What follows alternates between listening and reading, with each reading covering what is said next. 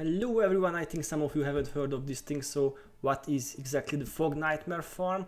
Basically you get tons of dust. Look at these clips, you can get 20, 25, even 30 plus at once, and sometimes multiple drops from a single group. And these nightmares can drop shadowy remnants very often as well.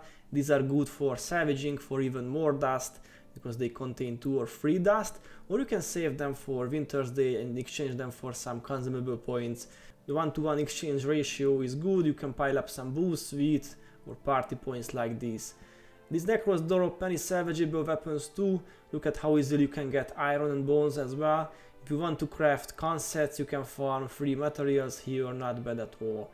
Also Q8 max gold weapons are possible from normal mode because the nightmares are only level 20. Plus I recommend you open the chest on the way for even more possible Q8s. By the way, these fog nightmares are necromancers and have 4 skills: Dark Aura and Touch of Agony is their main source of damage. Market Subversion does nothing against you if you are solo farming, and their 4th and last skill is Grants Balance, but they only have that in hard mode. So in normal mode you can very easily farm them, just make sure you have either a lot of self-heal or some decent damage reduction. Fun fact, they only use their sacrifice skills till around 50%, after that they stop using them and only do auto attacks. Anyway, the farm starts from Temple of the Ages, and if you haven't completed the Warring Krita questline, you might get some extra spawns right after you enter the Black Curtain. So either you finish the quests or bring a character which had no access to Warring Krita. Like a character which doesn't meet the requirements is good as well, one which haven't completed neither prophecies nor even Norse. Alright, I think you know the basics. Now I'm going to show you 5 different builds, 3 for normal mode and 2 for hard mode. Let's start with the fastest of all, which is the Elementalist, and can do sub 3-minute runs.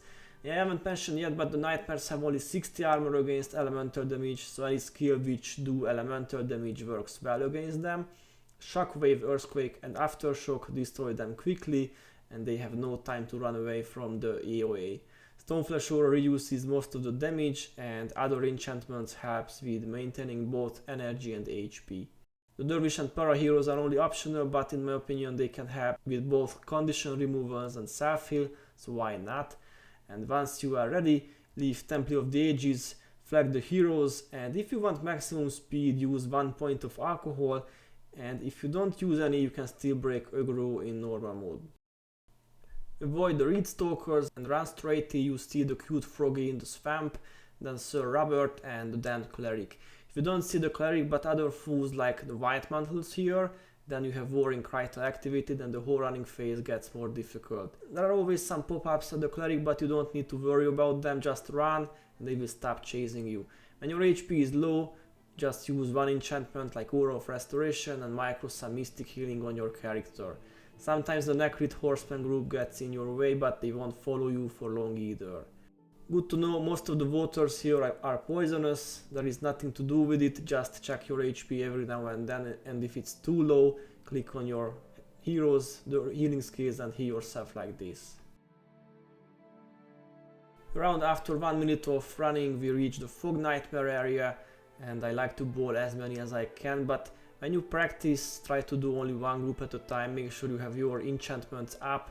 Without Stoneflesh Aura you will die fast, and when you are in position, use Shockwave, Earthquake and Aftershock in this order. The order is very important. If you mess it up, they will scatter and you lose precious seconds.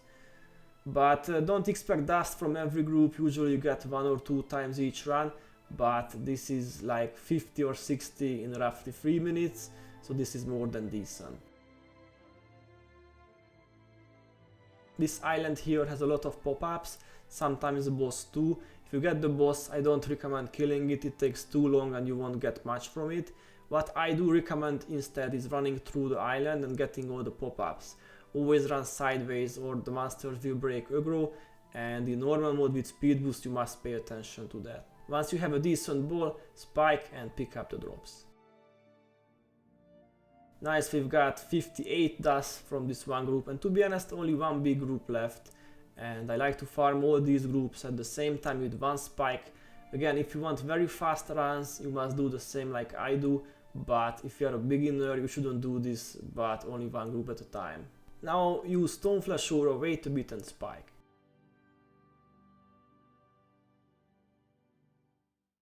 Nice, we got another dust package. So this was a full run from the LA's point of view. Now let's see the Dervish. My first Dervish build has an elite called Onslaught. I like this one a lot because you have maximum attacking and running speed and no need for alcohol at all. Chilling Victory does huge elemental damage, and with Grant's Aura and Mystic Vigor you are basically invincible against the Necros, and for great justice lets you spam Chilling Victory all the time, which is definitely a great thing to do here. The build is pretty easy to use, just put all your enchantments up, use the Ebon Ward and spike with Chilling Victory. The Necros die very quickly since their armor is only the base coaster armor against Elemental. My next build is also Dervish one, but it has Vow of Strength as an elite skill. The truth is these three builds are pretty close in terms of time, around 3 minutes each. Maybe the LA one is a few seconds faster than the two Dervish ones, but I can highly recommend all three. This VOS build works great like it always does. You have to maintain Mystic Regen, Sand Shards, Mystic Vigor and the elite skill, then put down the ward and use Vital Boon and Spike with your Might's attack. If you do things right, you do a huge spike and also get tons of heal. And that's all about normal mode. You can obviously do this farm with other builds too, but I prefer speed and efficiency here. Why would you do this farm with an SOS Rit, for example, which does this farm like twice as slow?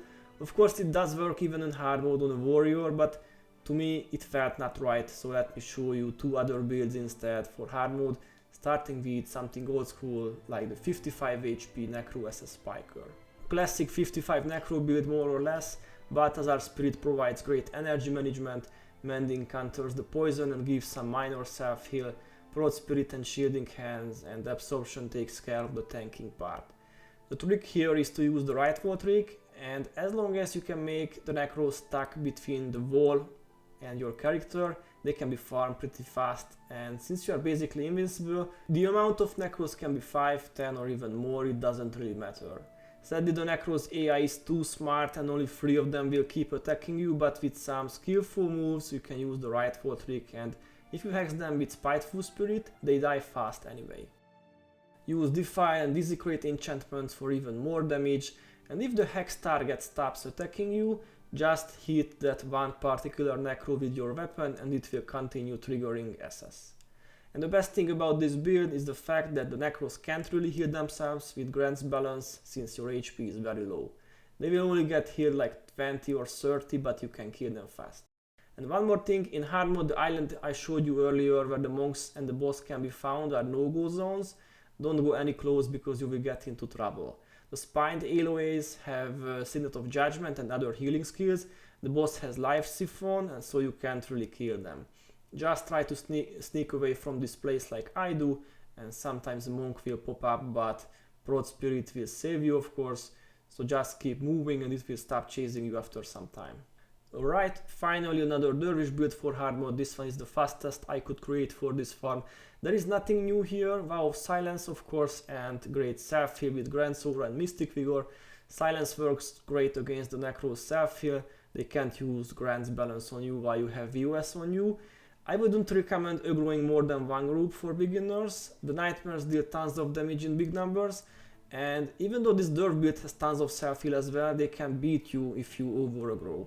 The boss area is no-go zone, again for Dervish 2, you can try to kill the monks with the Legion or Summoning Stone, but to me it is not worth the effort, so I would advise simply running past them and killing the Nightmares only.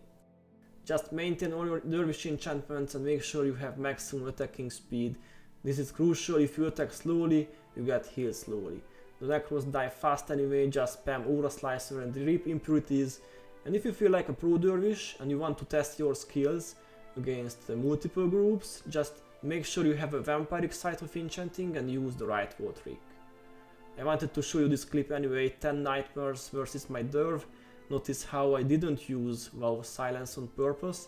I knew if I stop attacking even just for 1 second, I would die immediately since I won't get self-heal for a short period of time, so I just let VOS end on my char and I spammed my attacking skills.